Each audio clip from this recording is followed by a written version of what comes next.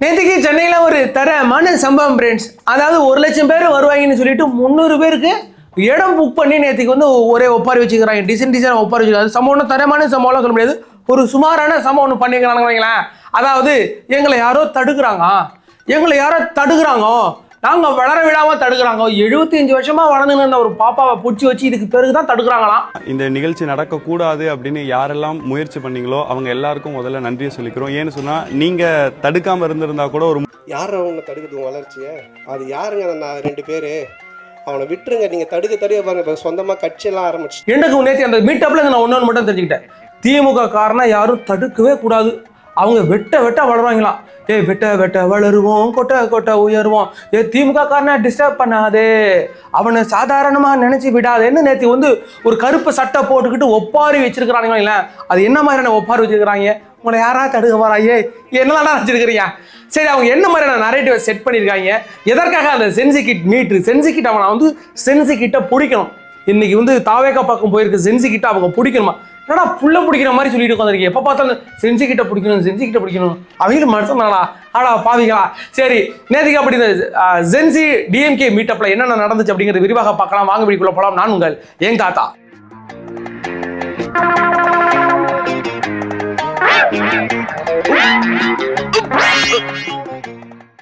நம்மளோட வீடியோக்களை பாருங்க, நம்ம சேனலை சப்ஸ்கிரைப் பண்ணி வச்சுக்கிடுங்க, லைக் பண்ணுங்க, ஷேர் பண்ணுங்க, உங்களோட தாழ்மையான கருத்துக்களை கமெண்ட் செக்ஷன்ல பதிவிடுங்க. அதாவது கடந்த ஒரு சில எலெக்ஷன் ரிசல்ட்டுக்கு பிறகு சென்சிக்கிட் நம்ம பக்கம் கிடையாது அப்படிங்கிற மனநிலையில திமுக இருக்காது. இப்போ அவங்களை பிடிக்கணும் அப்படின்னா என்ன பண்ணணும்? ஃபர்ஸ்ட் இந்த சென்சிக்கிட்னா யாருன்னு சொல்லணும். இன்னைக்கு வந்து சென்சிக்கிட்டுங்கிறது இந்த 2000 அல்ல 2001க்கு பிறகு பிறந்திருக்காங்க பாருங்க. இன்னைக்கு ஒரு 25-26 வயசுல உள்ளவங்க எல்லாமே சென்சிக்கிட்ட வருவாங்க. அதுக்கு முன்னாடி உள்ளவங்க ஒரு 90 கிட்ஸுக்குள்ளே வந்துருவாங்கன்னு வச்சுக்கலாம். இப்போ இந்த சென்சிக்கிட்ட இப்போ நம்ம பிடிக்கணும் ஒரு பிளான் பண்ணிட்டாங்க. அதுக்கு பிறகு என்னன்னா அவங்க சைட்ல இருந்து ஒரு ட்விஸ்ட் ஏற்படுத்தி அந்த குரூப்ல இருப்பாங்க ஒரு 24-25 வயசுல உள்ள பசங்களுக்கு ஒரு மோட்டிவேட் பண்ணி அவங்க குரூப்பே கிளப்பி விட்டாங்க. நம்ம சென்சிக்கிட்டலாம் மீட் பண்ணணும் சென்னையில் அப்படின்னு ஒரு மீட்டப் ஒன்று ரெடி பண்ணி வச்சுக்கலாம். இவங்க என்ன பண்ணிட்டாங்கன்னா ஃபர்ஸ்ட் இவங்க சூப்பரான பிளான் பண்ணிட்டாங்க. இது ரெடி பண்ணது டிஆர்பி ராஜாவோட டீம் தான். என்னட்ட ஐடிவியோட தலைவராக இருந்தாலும் இப்பயும் அவர் தான் ஐடிவியோட தலைவர். அவர் என்ன பண்ணிட்டாருன்னா, நீங்கள் வந்து சென்னையில் ஒரு இடம் புக் பண்ணுற மாதிரி புக் பண்ணுங்க, எங்களை யாரோ தடுக்கிறாங்க, எங்களை வந்து காவல்துறையினர் அனுமதிக்க மாட்டேங்கிறாங்க, இப்படிலாம் சொல்லி ஒரு நரேட்டிவ் செட் பண்ணி அடுத்தடுத்த வீடியோ போட்டுக்கிட்டே இருங்கன்ட்டு நேற்றுக்கு வந்து 2 நாளாகவே என்ன பண்ணிட்டாங்கன்னா, ஃப்ரெண்ட்ஸ் நீங்கள் அங்கே போகிறீங்க ஃப்ரெண்ட்ஸ், நீங்கள் சென்னையில் வந்து இப்போ வந்தீங்கன்னா இந்த வேடந்தாங்கல் இருக்கு ஃப்ரெண்ட்ஸ், அப்புறம் ஐயப்பன் தாங்கல் போனீங்கன்னா அங்கே ஐயப்பன் கோயில் இருக்கா, தொட்டு கொண்டுக்கோ, அப்படி சுற்றி வந்தீங்கன்னா ஃப்ரெண்ட்ஸ் அங்கே ஒரு மால் இருக்கு ஃப்ரெண்ட்ஸ், அங்கே தான் ஃப்ரெண்ட்ஸ் நம்ம மீட்டப் பண்ண போகிறோம் அப்படின்னாங்க. அதுக்கு பிறகு ஃப்ரெண்ட்ஸ் எங்களுக்கு போலீஸ் வந்து பர்மிஷன் கொடுக்க மாட்டாங்க ஃப்ரெண்ட்ஸ், இப்போ நம்ம எங்கே போகிறோம்னு தெரியல ஃப்ரெண்ட்ஸ், நீங்கள் என்ன பண்ணுறீங்கன்னா பக்கத்தில் QR கோட் இருக்கு, காசு போட்டுருக்கா அப்படின்னு அப்பல ஒரு பையன் வந்து, ஒருவேளை நீங்களும் ஏதாச்சும் ஒரு ஃபினான்ஷியல் ஹெல்ப் பண்ணணும் அப்படின்னு நினைச்சீங்கன்னா ஸ்கிரீன்ல தெரியக்கூடிய இந்த ஒரு QR கோட் இல்லாட்டி UPIக்கு உங்களுடைய ஃபினான்ஷியல் ஹெல்ப்பை தாராளமா பண்ணணும். அப்புறம் வந்து எனக்கு ரொம்ப ஆச்சரியமா இருக்கு, சொல்லப்போனா நான் போட்டு போஸ்ட் 1 லட்சம் பேர் ஷேர் பண்ணிக்காங்க ஃப்ரெண்ட்ஸ். உண்மையே இவ்வளவு பேர் வந்து ஷேர் பண்ணணும்னு நினைக்கல. இப்போ எவ்வளவு பேர் நம்ம வரப்போறாங்க? 300 பேர் வரப்போறாங்க ஃப்ரெண்ட்ஸ். அவங்களுக்கான இடம் தயார் பண்ண போறோம் ஃப்ரெண்ட்ஸ். ஆனால் நமக்கு இடம் கிடைக்கவே இல்லை ஃப்ரெண்ட்ஸ், நமக்கு வந்து போலீஸ் தடுத்துட்டே இருக்கிறாங்க ஃப்ரெண்ட்ஸ் அப்படின்னு ஒரு வீடியோ போட்டாங்க. அப்புறம் ஒரு லேடி ஒன்று, இந்த சைதை சத்யா தாக்கப்பட்டார், தமிழரசியா சைதை தமிழரசி அப்படிங்கிற மாதிரி ஒரு அம்மா வந்து இப்போ பார்த்தா வீடியோ பண்ணிட்டே இருந்துச்சுங்க.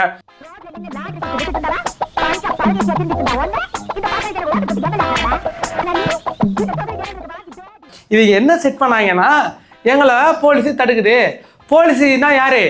முதலமைச்சர் தடுக்கிறாப்புல, டிவிக்கு எங்களை தடுக்குது, விஜயவர்கள் எங்களை தடுக்கிறாங்க, எங்கள் வளர்ச்சியை தடுக்கிறாங்க, நாங்கள் இன்னும் வளரணும் ஃப்ரெண்ட்ஸ், காம்ப்ளான் குடிக்கோ மஜாவாக வளருங்க அப்படிங்கிற மாதிரி. இதுக்கு பிறகுதான் திமுக வளர போதும். அதுக்கு அது ஏன் கேட்குறீங்க? அவனுக்கு ஒப்பாரி வச்சா கதையெல்லாம் கேட்டீங்கன்னா பொம்பளைங்க எழுவூட்டில் கூட இந்த அளவுக்கு சொல்லிடுவாது. ஒரு அப்பா சேர்த்தி விட்டு இல்லைன்னா தாத்தா சேர்த்தி விட்டுனா ஒரு பொம்பளை எப்படி சொல்லிடுமோ, தாத்தா எனக்கு சோறு கொடுத்து வளர்த்திய தாத்தா, அங்கே வளர்த்திய தாத்தியா, பள்ளிக்கூடம் கையை பிடிச்சி அழைச்சி பண்ணிய தாத்தா, முட்டாய் வாங்கி கொடுத்திய தாத்தான்னு சொல்லி பொம்பளைங்க அழுது ஒரு 1/2 மணி நேரத்தில் பணத்தை அனுப்பி வச்சுருவாங்க. இவன் 3 மணி நேரம் அழுதுறான் ஒப்பாரி வச்சு. இப்போ என்னென்னமோ டிசைனாக அழுகுறான். அதில் ஒருத்தன் சொன்னாம பாருங்க, வேற லெவல்கா ஒரு டயலாக் ஒன்று சொன்னாம பாருங்க, டேய் நாங்க வந்து வெட்ட வளையிற வாழை மரமா இல்லடா, நாங்க வாழையடி வாழையா வளர ஆலமரம்ட்டான். வெட்ட வளைய இது வாழை மரம் இல்லடா, வாழையடி வாழையா இருக்க ஆலமரம்டா திமுக. எவன்டா அந்த டயலாக சொல்லி கொடுத்தது? பைத்தியாரப்பல. அதாவது வாழை மரம் வந்து வெட்ட வளையாது, வெட்ட கீழே விழுந்துட்டா பைத்தியாரப்பல, அது வளர்ந்துக்கிட்டே இருக்குண்டா. ஆலமரம் அது வாழையடி வாழையெல்லாம் வளராது, புடுங்கி போட்டா செத்து போயிடும். இந்த குளத்துல புடுங்கி போட்டு 30 நாள் ஆகுது, அது இருந்த இடத்துல இப்போ புல்லு பூண்டே முளைச்சிருச்சு. இவன் என்ன சொல்றான்னா, வாழையடி வாழையா வளர்ற ஆலமரம்ட்டான். வைத்தியர்பாளைய எவனோ தப்பா எழுதி கொடுத்துருக்கான்னு சொல்லிடுங்க பாருங்க. நான் கூட பரவாயில்லடா 6 மணி நேரம் மக்கள் பண்ணிட்டு ஏதாச்சும் பேசிருக்கல அந்த ஒட்டாவில் அப்படிதான் பேசியிருக்காங்க. அதுல இன்னொருத்த சொன்னா ஒரேன்ஸ் என்ன சொன்னா, ஐ எம் ப்ரவுட் டு கொத்தூஸ், நான் கொத்தூஸா இருக்கிறதுக்கு பெருமைப்படுறேன் அப்படின்னா. மீண்டும் மீண்டும் சொல்வோம், நாங்கள் கொத்தடிமைகள் தான், இது கொத்தடிமை கூட்டம் தான். ஏண்டா நீங்க உங்க கழகம் ஆரம்பிக்கப்பட்டது இதை மாதிரி கொத்தடிமையில உழைக்கிறதா, அந்த கொத்தடிமையில கொண்டாச்சு கட்சி நடத்திட்டு இருக்கானுங்க. சரி விடுங்க. அதற்கு பிறகு புதுசா we are intellectual. நாங்கெல்லாம் இன்டெலெக்சுவல் தான். எல்லாரும் சொல்லுங்க we are proud intellectual. ஏதோ அந்த சதுரங்க வேட்டை படத்துல அந்த ஒரு லேடி ஒன்று பேசும்ல, we are the best எல்லாம் சொல்லுங்க, we are the best. எங்க வீட்டு எதிர்த்தாப்புல BMW கார் கிடக்குங்கிற மாதிரி இவன் we are the intellectualன்றான். திமுக ஏதோ இன்டெலெக்ட் ஏதோ சொல்லிக்கிறாங்களே, மஜாவா போயிட்டு இருந்துச்சு. இவனுக்கு முழுக்க இந்த நரேட்டிவை செட் பண்ணி முடிச்சுட்டு சரி ஓரளவுக்கு சென்சு கிட்டோட மொழியில பேசுவாங்க, சென்சு கிட்ட எதுக்காக தாவேக்க பக்கம் போனாங்கன்னு அவங்க பேசுவான் அப்படின்னு நானும் எதிர்பார்த்து வெயிட் இருந்தேன் ஃப்ரெண்ட்ஸ். அப்புறம் ஒரு பைத்தியார பையன் வந்தான் ஃப்ரெண்ட்ஸ். அவன் ஏற்கனவே திமுக வந்து குப்பை ஓட்டிட்டு தான் இருக்கு. அவர் வந்து என்ன சொல்றாப்புல மன்னிச்சிருக்காங்க. அவர் வந்து என்ன சொல்றாப்புனா, ஃபர்ஸ்ட் வந்த உடனே ஆரம்பிச்ச இதே சூப்பராக ஆரம்பிச்சாப்புல, இன்னைக்கு வந்து இடம் மாசா இருக்கு, இன்னைக்கு கலெக்ஷன் வேற லெவலில் இருக்குங்கிற மாதிரி அதெல்லாம் போக்கிரிப்பட்ட டைலாக் சொன்னாப்புல. அடிக்கடி வந்து பேசிக்கிட்டே இருந்தாப்புலங்களேன். இதே மாதிரியான குரூப்லாம் பேசிக்கிட்டு இருந்தது.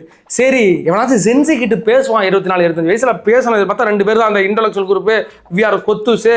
ஆமாண்டா நாங்க 200 ஊப்பிடா அப்படின்னு பெருமை பீத்திட்டு இருக்கிறான் பைத்தியாரப்பட. பாத்தீங்களா நிலம் எப்படி இருக்குன்னு. ஒரு காலத்துல நம்மளை தற்குறின்னு நம்மளை சொல்லிக்கிட்டு இருந்தான்ல, இன்னைக்கு அவனே என்ன சொல்றானா, ஆமாண்டா நான் பெருமையா சொல்றேன் நான் கொத்துசாண்டா அப்படின்னு கீழே இறங்கி அழுவுற அளவுக்கு வந்தாங்க. அதெல்லாம் எனக்கு ரொம்ப சந்தோஷமா இருக்குங்களா. அடுத்தது இந்த சென்சி கிட், அதாவது ஒரு 300 பேர் மேற்கொண்டு வந்திருக்கிறாங்க. அதை வந்து பெரிய அளவில் ப்ரொமோட் பண்ணியிருக்கிறாங்களே. ஏன்னா சன் நியூஸ்லேயே லைவ்ல ஒன்றுச்சு அவங்க பேசுனது எல்லாமே லைவ்ல காமிச்சாங்க. இவங்க எதை தான் கம்பெனியே தெரியல. சரி இவங்க நித்யானந்த வீடியோவை லைவ்ல போட்டவனுங்களா, இதெல்லாம் பெரிய மேட்டரா போட்டு அதில் பார்த்துக்கிட்டான்னு வச்சுக்கலேன். அதுக்கு பிறகு டிஆர்பி ராஜா வந்து பேசினார். டிஆர்பி ராஜா உண்மையிலே அவர் இன்னைக்கு பேசும்போது அது ஒரு எனர்ஜெட்டிக்காக இருக்கும். ஏன்னா ஏற்கனவே வந்து இப்போ நேற்று என்ன பேசியிருந்தாருன்னா, திமுக காரணம் எந்த கொம்பனாலும் அழிக்க முடியாதா, திமுகவை எந்த கொம்பனாலும் அழிக்க முடியாதுன்னாரு. திமுகவை எந்த கொம்பனாலும் அழிக்க முடியாது.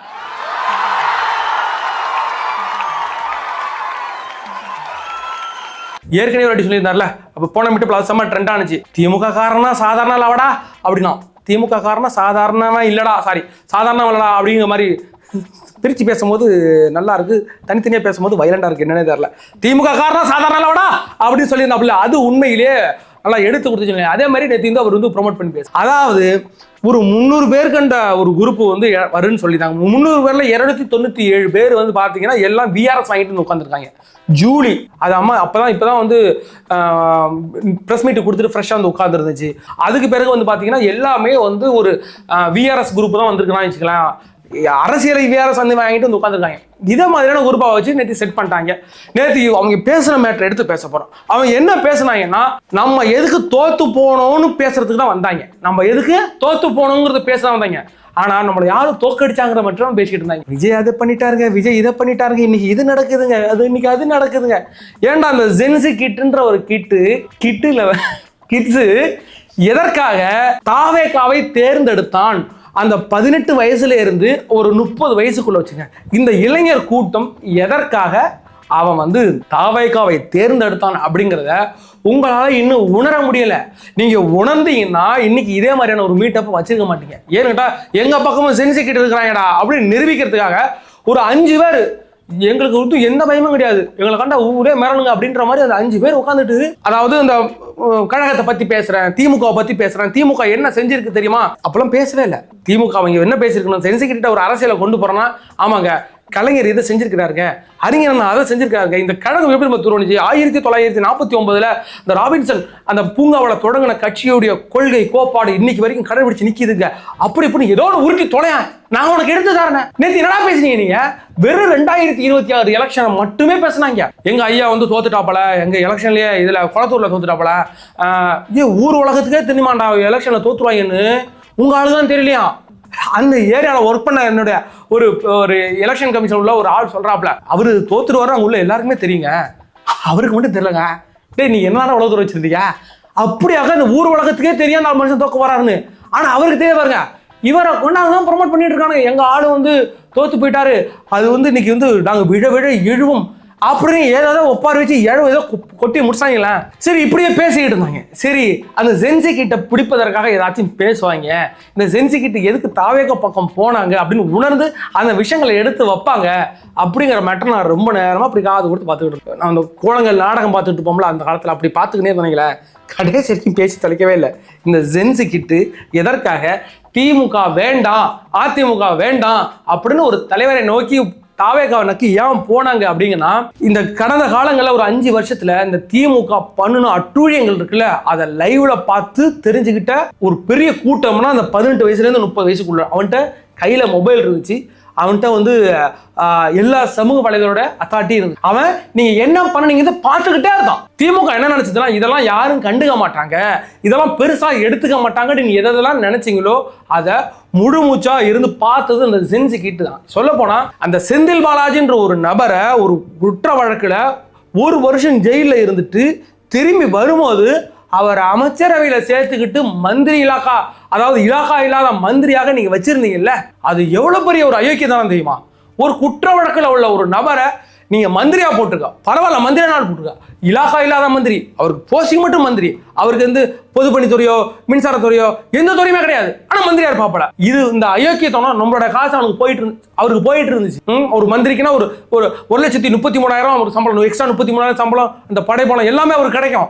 ஏன் அக்கௌண்ட் காசு அதை அந்த ஜென்சிக்கிட்டு பார்த்துக்கிட்டு இருந்தான். நீ என்ன பண்ணிட்டு இருக்கேங்கிறத பார்த்துக்கிட்டு இருந்தான். எல்லா ஒரு 25 லாக்அப் டெத் நடந்துகிட்டே இருந்துச்சு. அவன் நினைச்சான் ஏன்னா இவ்வளவு லாக்அப் டெத் நடக்குது, இவ்வளவு அக்கிரமணியம் நடக்குது, இந்த முதலமைச்சர் எதுவுமே கண்டுக்கல.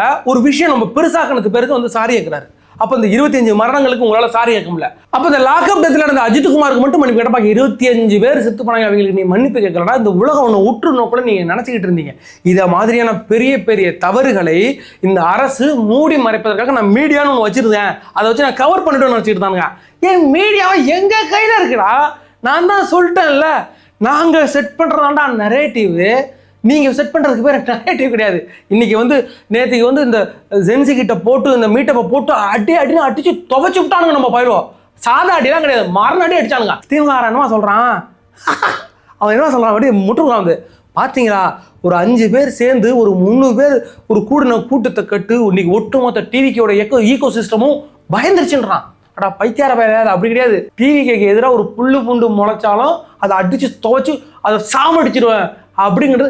சிறு புல்லு பூண்டை கூட நாங்கள் விட மாட்டான்றதுக்கு அத்தாச்சிடாது. அத்தாச்சியா தான் இன்னைக்கு ஒட்டுமொத்த அரசியல் களத்தையும் இன்னைக்கு விஜய் செதஞ்சு விட்டார்ல. இன்னைக்கு செதஞ்சு போச்சுல இன்னைக்கு அரசியல் கிழமை. திமுக ஒரு பக்கம் அங்க கிடக்கு, அதிமுக ஒரு பக்கம் இங்க கிடக்கு, நாம் தமிழர் கட்சி எங்க கிடக்குன்னு யாருக்குமே தெரியல. நான் ஏற்கனவே சொல்லியிருந்தேன்ல, அதாவது விஜய் ஒன்றும் பூத்து குலுங்கும் பூவனத்தில் மேய்ந்து கொண்டிருக்கின்ற மான் கிடையாது, அடர்ந்த காடு. அந்த காட்டுல பிணந்தண்ணி கழுகுகள், பிணந்தண்ணி ஓநாய்கள்லாம் இருக்கு. அந்த சின்ன ஆட்டுக்குட்டியா இருக்கிறது விஜய். அந்த காட்டுல கொண்டா விட்டுருக்கோம். அந்த மனுஷனை கையில ஒரு கை பந்தத்தை ஏந்தி அந்த ஆட்டுக்குட்டியை கொண்டு அந்த இடத்துல பாதுகாப்பா விடணும். ஏன் நம்ம சொல்லியிருந்தோம்ல, இன்னைக்கு பாதுகாப்பா கொண்டா விட்டாச்சு. என்ன நான் அதை ஆட்டுக்குட்டின்னு நினைச்சிக்கிட்டு இருந்தேன், அது சிங்கக்குட்டியா இருந்திருக்கு. நம்ம கையில் உள்ள கைப்பந்தத்தை எடுத்து இந்த காட்டையே கொளுத்திட்டு உள்ள அந்த பிணந்தண்ணி கழுகுகள் ஓடாய்கள்லாம் செதறி ஓடுது, சாவ கிடக்குது. அப்படியாக நம்ம செஞ்சு விட்டுருக்கோம்னா அது சாதாரண சம்பவம் கிடையாது. இன்னைக்கு இந்த செஞ்சுக்கிட்டு பண்ணின சம்பவம் உண்மையிலேயே தமிழ்நாடுல இந்த இந்தியாவில் இப்படிப்பட்ட ஒரு சம்பவம் நடக்கல. இந்த செஞ்சுக்கிட்டு எதற்காக தாவேகா பக்கம் வந்தான் அப்படிங்கிறத உங்களால உணர முடியல.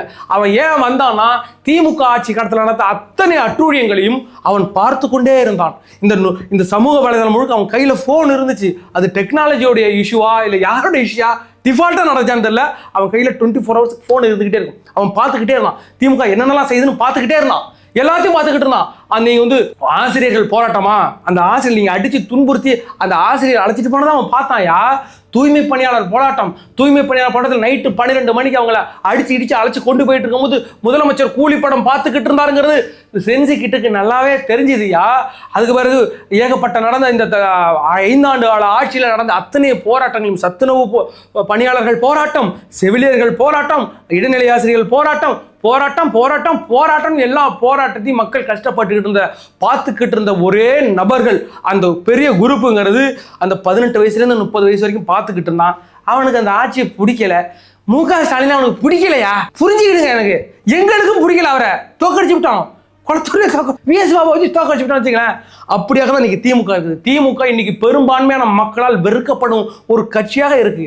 நீ நல்லா இருந்திருந்தா இன்னைக்கு வந்து திமுக மேல உள்ள கோபம் அதிமுக மேல கிடையாது. பெரும்பான்மையான நபர்களுக்கு அதிமுக மேல ஒரு எப்பயுமே ஒரு சாஃப்ட் கார்னர் இருக்கு. என்னத்துக்கு? அது வந்து ஜெயலலிதா காலத்திலேருந்து அதுக்கு பிறகு எடப்பாடி காலத்திலேருந்து அவர் சாஃப்ட் கார்னர்ல எல்லாருமே ஹேண்டில் பண்றாரு. அவர் காலத்துல அவர் ஆட்சியில மிக கொடுமையான எல்லாம் நடந்துச்சு. தூத்துக்குடியில் 13 பேர் சுட்டுக் கொல்லப்பட்டதாக இருந்தாலும் சரி, இன்னைக்கு கோயம்புத்தூர்ல நடந்த மிகப்பெரிய ஒரு அந்த ஒரு தெரியும் ஒரு உமன் டிராஃபிக் நடந்திருக்குங்களா, அதெல்லாம் அவனுக்கும் தெரியும்.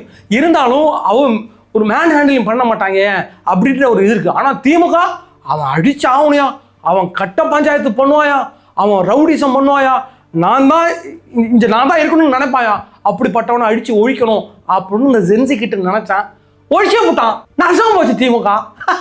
இப்ப என்னன்ற அதை அப்படிப்பட்ட எண்ணத்தில் உள்ள அந்த ஜென்சி கிட்ட நாங்கள் கொண்டு வரோம் அப்படின்னு ஒரு மீட்டப் நடந்திருக்கு. அந்த மீட்டப் தான் தெரியும்ல. இது ஒரு நான் சொல்கிறேன், திமுகவுக்கு நான் ஒரு பெரிய அட்வைஸ் பண்ணுவேன். நீங்கள் இந்த ஜென்சி கிட்ட பிடிக்கணும்னா ஒரு அறிவார்ந்த ஒரு சமூகத்தில் உள்ள அறிவார்ந்த குரூப்பை வச்சுக்கிட்டு நீங்கள் அந்த மீட்டப் நடத்துங்க. நான் என்ன சொல்கிறேன்னா, நேற்று பேசின எந்த ஒரு மீட்டப்லையும் சரி திமுகவுடைய வரலாறு அங்கே சொல்லப்படவே இல்லை. வெறும் இந்த 2026 யான் தோத்து போகணுங்கிற மேட்டரை பற்றி பேசிக்கிட்டு தான் இல்லை. உண்மையான வரலாறு கொண்ட சேருகையா, எங்களுக்கு வரலாறு இப்போ 2025 தான் ஸ்டார்ட் ஆயிருக்கு. பொலிட்டிக்கல் வரலாறு. அதுக்கு முன்னாடி 1996 அவர் என்னென்ன செஞ்சார் எல்லா வரலாறு எல்லா பசங்களுக்கு தெரியும். ஆனால் திமுக வரலாறு நீங்கள் கொண்டு சேர்க்கணும். சென்சிக்கிட்ட பசங்கள்ட்ட அறிவார்ந்த சமூகத்தை வைங்க. சும்மா உட்காந்து சினிமா டயலாக பேசிட்டு இது வெட்ட வளைய இது வாழை மரம் இல்லடா, இது வாழையடி வர அலமரண்டான்னு மொக்க டைலாக் லாஜிக் இல்லாமல் ஒரு டைலாக் பேசிக்கிட்டு இருந்தால் என்னடா பண்ண புரியுறீங்க? இவங்க பயத்தில் உச்சக்கட்ட பயத்தில் இருக்கிறாங்க. இப்போ இந்த சென்சிக்கிட்ட எப்படியாவது கொண்டு போகணும் அப்படின்ற மனநிலையில் வராங்கன்னு வச்சுக்கலாம். அதுக்கான நடவடிக்கை இப்போ தான் அந்த நடவடிக்கைகள். இப்படியாக நடந்து முடிந்த அந்த ஜென்சி டிஎம்கே மீட்டப் வந்து ரொம்ப சுமாராக போச்சு. பசங்க ஓட்டு அடிச்சுக்கிறானுங்க. இன்னும் ஒரு வாரத்துக்கு எங்களுக்கு தான் கண்டென்ட். இப்போ வந்து ஏற்கனவே வந்து ஜூலியம்மா வந்து கொஞ்ச நாள் ஒரு 2 நாளைக்கு கண்டென்ட் கொடுத்து போச்சு. இன்னைக்கு அடுத்த 2 நாளைக்கு இவங்க கண்டென்ட் கொடுத்துட்டு இருக்கிறாங்களே. நேற்றுக்கு நடந்த அந்த திமுகவுடைய சென்சி அந்த மீட்டப்பில் உங்களுக்கு பிடித்த விஷயங்கள் என்ன, உங்களுக்கு பிடிச்ச அந்த மாஸ் டயலாக், நிறைய டயலாக் வந்து இம்ப்ரெஸ் பண்ணுற மாதிரி இருந்துக்கலாம். அப்படிப்பட்ட டயலாக் என்ன அப்படிங்கிறத கமெண்ட் செக்ஷனில் வந்து கொஞ்சம் செய்யுங்க. வேற வீடியோ சந்திக்கும் வரை உங்களுக்கு விடுபடும் நான் உங்கள் ஏன் தாத்தா.